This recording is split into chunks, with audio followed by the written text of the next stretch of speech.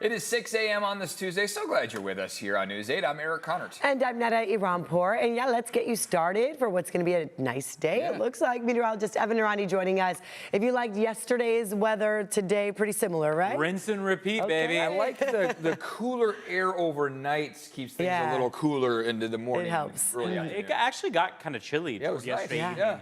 Sunset came around, and there was a nice layer of clouds right off the coast that surged on shore very quickly. That has helped to keep us a little bit more comfortable in the overnight stretch. We expect that it will prevent us from warming up as quickly as we had last week, for example. Sunrise not coming our way until 6:47 out there, and then sunset coming at 7:03. But the gray is what we have for the most part out there. Fallbrook is at about a third of a mile of visibility. Ramona at 3 miles, along with Brownfield. Coming up, we'll talk about whether or not we're going to start to see those warmer temperatures in the mix as we did last week, or if we will finally see a cool down on the way. Vanessa Paz checking in on traffic this morning. Hello. Hello. Let's go ahead and start things off with a live look outside.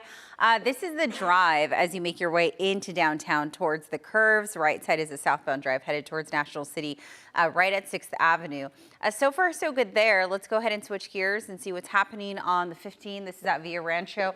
And what you're looking at here is the northbound drive. So this is a southbound drive, actually, as you exit the Escondido area headed towards Rancho Bernardo and Rancho Penasquitos. All right, I'm going to take you to the Coronado Bridge because that's where we're actually tracking some police activity. It looks like crews have all but one lane open to traffic headed eastbound. So that's as you exit the city of Coronado headed towards the 5 freeway. So keep an eye out on that as we take a look at travel times. We are seeing about a 10-minute ride to get you full span. Usually that's 3 minutes. Back to you guys. Okay, Vanessa, thank you very much. This morning, San Diego police are investigating a murder-suicide near South Park. This all happened just before 8 last night in the 2400 block of San Marcos Avenue. News 8's Tori Apodaca live at the scene with everything we know here at this hour. Tori? Good morning. This is usually a pretty quiet neighborhood, and it's the same right now as people are just starting to wake up and get their day started, walking their dogs, a lot of them just in shock, learning about what happens out here. The San Diego Police Department, though, believing that a son shot and killed his mother and then turned the gun on himself. This is what the crime scene looked like last night. Police got that call just before 7:40 to the Burlingame neighborhood near South Park. It is still unknown what led up to the shooting, but investigators discovered a woman in her 80s was shot dead, and they believe her 51-year-old son was the one who pulled the trigger. Several people in the neighborhood heard the gunshots. The 911 callers that actually heard the gunshots was a 16-year-old neighbor. So obviously, like an incident like this impacts the community, the neighborhood. It's just the whole thing is very, very tragic. And at this point, neither of them have been identified. We're also working to learn from police if they have ever been called out to this home in the past, and we will keep you updated as we learn more. Reporting in San Diego, Tori Apodaca, News 8. And we want to remind you, help is always available. The National Suicide and Crisis Lifeline is 988.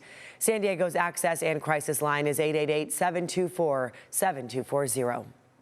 Later today, the San Diego Unified School District Board of Education will consider changing the name of Cesar Chavez Elementary School. It comes in the wake of recent allegations of sexual abuse. News 8's Chris Groh live outside of the school with what's expected to happen if it all gets approved. Chris. Yeah, and again, those allegations outlined in that explosive New York Times piece. And so the board will be meeting today, and removing the name from the school will be on the agenda. It's something that, if it is approved, will kickstart a process to rename this elementary school. It would start with the formation of a naming committee, and then opportunities for families, students, staff, and community members to weigh in.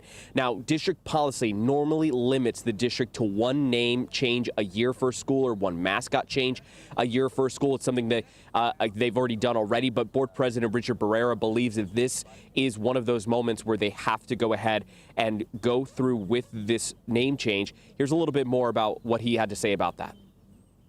Name change is necessary. We're talking about allegations of abuse of children, and we cannot honor that name when we're a school district. Generating ideas, for what a new name could be and then having discussions, a town hall meeting, letting people share ideas with each other. Yeah, and he went on to speak about that process, about why it's so important for the community to have input, especially, again, because of the suddenness and the name change and everything surrounding it. And so they really do want to make sure that they get the community's input for any future name change. But first, of course, the vote by the school board. Back to you guys in studio. All right, Chris, thank you for that. At the county level, today the Board of Supervisors will consider renaming Cesar Chavez Day as Farm Workers Day. A similar proposal was approved by the state assembly yesterday. Legislators emphasized the farm worker movement was never about one man and that this is a redefining moment to celebrate the actual workers. Today, some San Diego Unified employees will hold a rally to protest layoffs. The district recently approved eliminating many classified positions, which include cafeteria workers, bus drivers, and custodians. The goal is to address a $47 million projected budget deficit. Final layoff notices will be sent by May 15th. The rally is happening at 4 p.m. before the board meeting being held at Morse High School. All right, 6:06 now. Here we are Tuesday morning. And it looks, I mean, we're still above average, right? We're still above average on our afternoon highs. Yes. Okay. Right now, though, this is the more comfortable, mild stretch. You can get outside and enjoy the 50s and 60s for the most part before we start to jump into the 70s and 80s. Not to mention that layer of clouds that is with us this morning, allowing for some fog, will also keep us in a more comfortable range. Over the top of this ridge of high pressure that has kept us dry and kept us on the warmer side of average, as we will be today and as we will be for almost every day this week, we've got this low pressure system, this atmospheric river sending moisture up over the top of that ridge toward the Pacific Northwest. You can see all that green popping up right around Seattle, all the way down to Portland, pushing as far east as the Dakotas. That is the type of moisture that we wish we could tap into, but we have no indication that between now and the end of the weekend that we will have any opportunities for rain in the forecast. The only thing we're watching is that this morning and maybe tomorrow morning, that marine layer, that layer of clouds, might give us a little mist and drizzle. That's about as good as things have gotten for us. But the actual opportunity for widespread precipitation for us in Southern California does not come until about Wednesday of next week. And even then, that's over a week out. High temperatures today are going to be in the 70s in downtown San Diego, LA going for 70 as well. 87 for Phoenix, 78 for Denver, 61 in St. Louis, 45 cooling down in Chicago from the 60s that they saw over the course of last week. 37 in New York City and 38 in Boston. When we look at our rain chances, this is what we're talking about here. Today and tomorrow, that best chance for that mist and drizzle. With that marine layer, things dry out significantly for the days following. And then what we'll notice after Monday is an uptick in that chance for rain once again. Vanessa Paz checking in on traffic. Good morning. Good morning to you. Time is 6:08 on your Taco Tuesday. Let's go ahead and start things off with the live look outside. Coming at your screen, that's a drive as you make your way into downtown San Diego from National City. Right side is that southbound drive as you exit downtown headed towards the South Bay. Here's what it looks like on the 52 in both directions right at the 125 connector. And you can see that we're at steady speeds there. Also on the 15, no major issues. But again, you can see that visibility slightly reduced again this morning in some spots. So look out for that. All right, we're still tracking this activity involving police and a couple of other cars. It's in the middle of the Coronado Bridge. It looks like crews have one of the lanes blocked eastbound. So this is as you exit the city of Coronado, headed towards downtown in Barrio Logan. So look out for that if you're leaving Coronado. And it's also slowing things down for those approaching Coronado coming in from downtown westbound.